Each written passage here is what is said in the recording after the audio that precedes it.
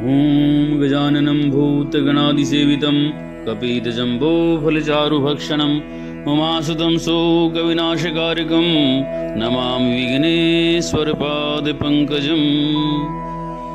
श्रीमन्नारायण नारायण नारायण भजमन्नारायण नारायण नारायण लक्ष्मी नारायण नारायण नारायण भजमन्नारायण नारायण नारायण। बोली गोविंद भगवान की जय।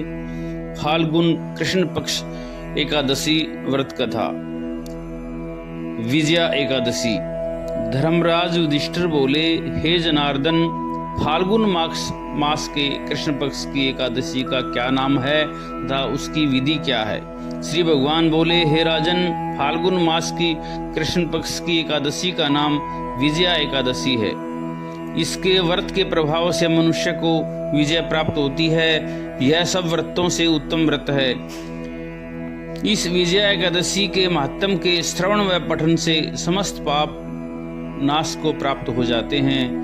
एक समय महर्षि नारद जी ने जगत पिता ब्रह्मा जी से कहा, महाराज, आप मुझसे फाल्गुन मास के कृष्ण पक्ष की विजया एकादशी का विधान कहिए। ब्रह्मा जी कहने लगे, हे नारद, विजया एकादशी का व्रत पुराने तथा नए पापों का नाश करने वाला है। इस विजया एकादशी की विधि मैंने आज तक किसी से नहीं कही। यह समस्त मनुष्यों को विजय प्रदान करती है। त्रेता युग में मर्यादा पुरुषोत्तम श्री रामचंद्र जी को जब 14 वर्ष का वनवास हो गया, तब वे श्री लक्ष्मण जी तथा सीता जी सहित पंचवटी में निवास करने लगे। वहां पर दुष्ट रावण ने सीता जी का हरण किया। जब इस समाचार से श्री रामचंद्र जी तथा लक्ष्मण अत्यंत व्याकुल हुए और सीता जी की खोज में चल दिए। घूमते फिरते जब वे मरणासन जटायु के पास पहुंचे तो जटायु उन्हें सीता जी का वृत्तांत सुनाकर स्वर्गलोक को चला गया। कुछ आगे जाकर उनकी सुग्रीव से मित्रता हुई और बाली का वध किया।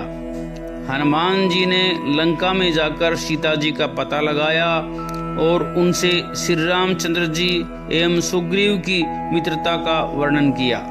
वहां से लौटकर हनुमान जी श्री रामचंद्र जी के पास गए और सब समाचार कहे। श्री रामचंद्र जी ने वानर सेना सहित सुग्रीव की सम्मति से लंका को प्रस्थान किया। जब श्री रामचंद्र जी समुद्र के किनारे पहुंचे, तब उन्होंने मगरमच्छ आदि से युक्त उस अगाध समुद्र को देखकर लक्ष्मण जी से कहा, इस समुद्र को हम किस प्रकार पार करेंगे? श्री लक्ष्मण जी कहने लगे, हे पुराण पुरुषोत्तम, आप आदि पुरुष हैं, सब कुछ जानते हैं।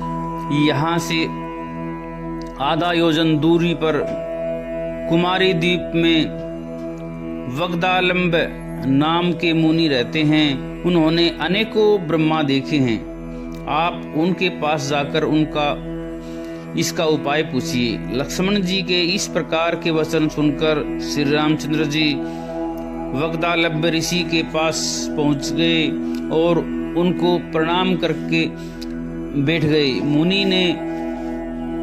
मुनि ने भी उनको मनुष्य रूप धारण किए हुए पुराण पुरुषोत्तम समझकर उनसे पूछा, हे राम, आपका आना कैसे हुआ?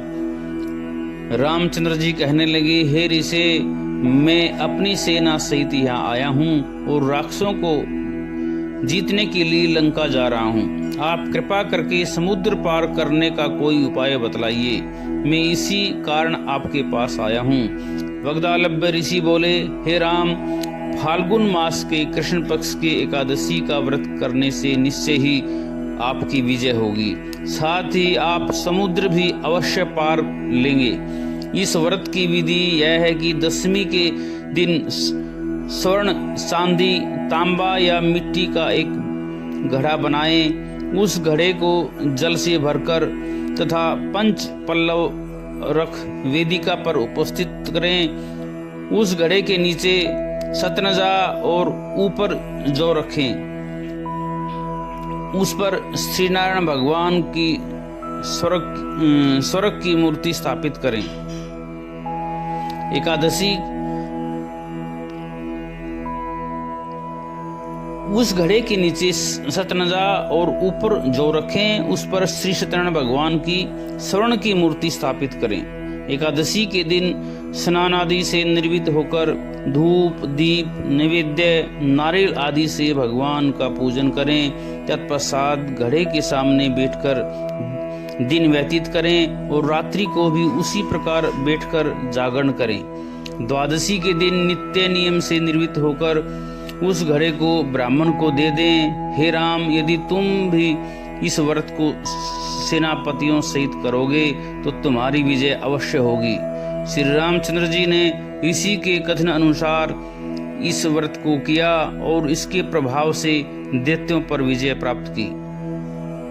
अतः हे राजन, जो कोई मनुष्य विधि पूर्वक इस व्रत को करेगा दोनों लोकों में उसकी अवश्य विजय होगी। श्री ब्रह्मा जी ने नारद जी से कहा था, हे पुत्र, जो कोई इस व्रत के माध्यम को पढ़ता या सुनता है उसे वाजपेयी यज्ञ का फल मिलता है।